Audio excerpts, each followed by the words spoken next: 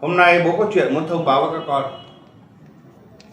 Gia đình ta chuyển hướng kinh doanh sang bất động sản, bắt đầu từ Sunshine Riverside.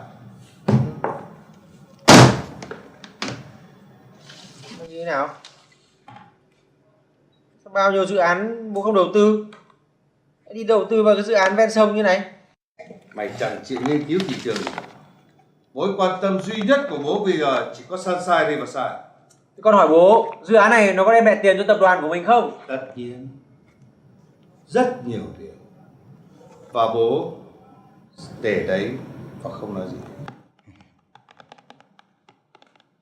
Thế còn hai vợ chồng? Con thích bố cho con một căn view hướng ra sông Hồng, cứ miễn sao không phải sống chung với mẹ chồng là được. Cái khôn kinh.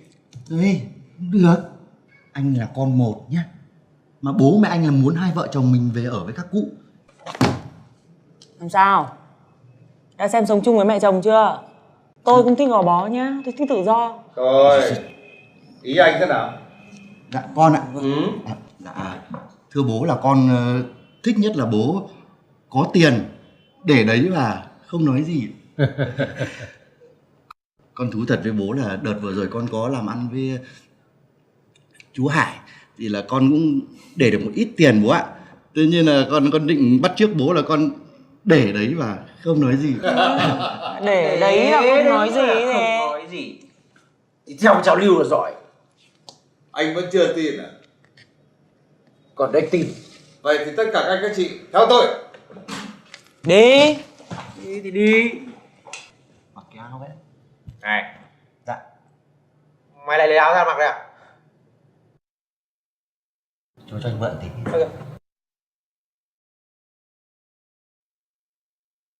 Bó tay.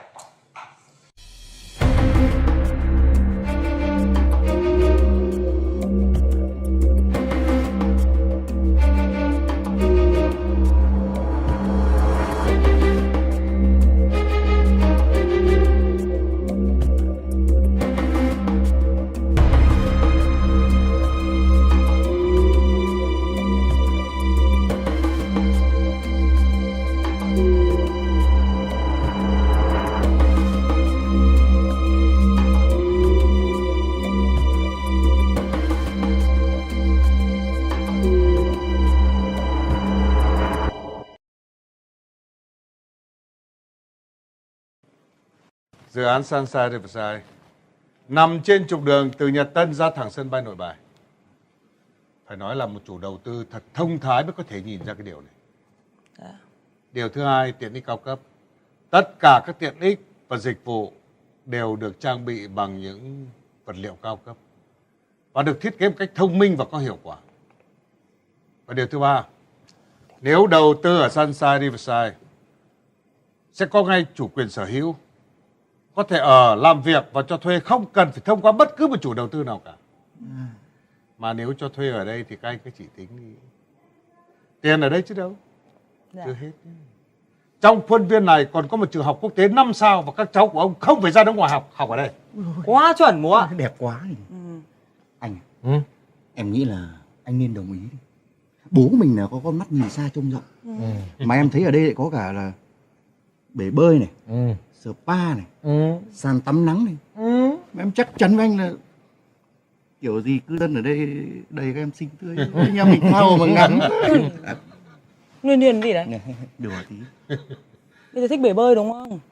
Có tin là mặt đập thẳng vào thành bể không? Thôi. Thế nào? Vâng. Với bố lúc này, Sunshine Riverside là thứ tồn tại duy nhất. Ngoài ra những thứ khác có hay không có, đấy quan trọng. Anh nhại tôi đấy à? Con không biết, nhưng bố làm thế nào thì làm. Trong tương lai gần, tập đoàn của mình ít nhất phải gần bằng Sunshine Group nhé. Thế bằng thì sao? Càng tốt.